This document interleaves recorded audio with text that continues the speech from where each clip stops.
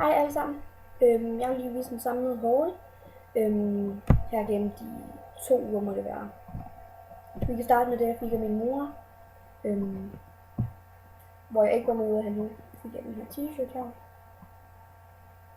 Ja, den er sådan meget enkel. Sådan lidt lyserød, pudderfarvet-agtig. Og jeg mener nok, den koster 30 kroner. Så det var billigt. Så da jeg var med min mor handle,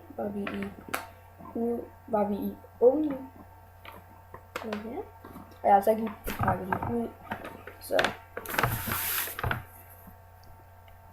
Ja.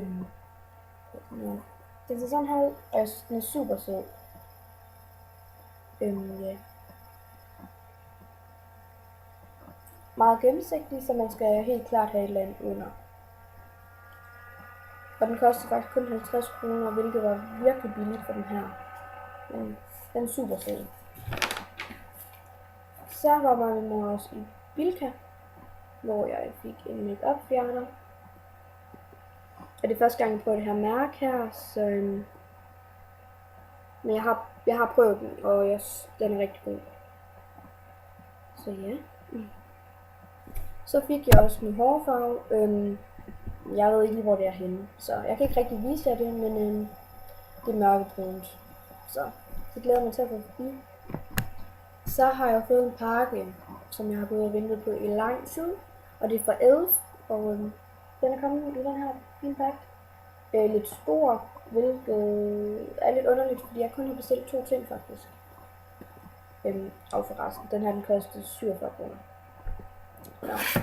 Men her, når man åbner den, så er der sådan en seddel her, hvor der står alle mulige ting på, som priser og sådan noget. Så er der sådan noget boble noget. Ups. Ja, sådan noget boble noget. Nu faldt det første ting til lige. Det er en blending burst. Ja. Jeg har faktisk, ja. Sådan, ja. Den er fin. Jeg manglede en blending burst, og den kostede kun 13 kroner, hvilket er ret billigt. Så købte jeg den her neglelak herfra. Også Elf, ja. Jeg havde troet, den var lysere, så jeg blev lidt skuffet, men ikke fordi jeg synes, den er grim, men alligevel. Men når den kommer på neglene, så ser den sådan her ud. Og så synes jeg, den er meget pænere. Så. Det er fint. Altså, jeg er glad for det ting, jeg fik bestilt, og det er helt klart ikke sidste gang, jeg bestiller ting derindfra.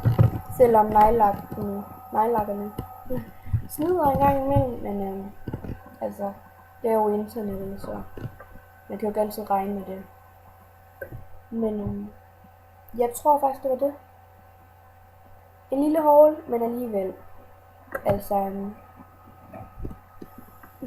ja. Vi ses så. Hej hej.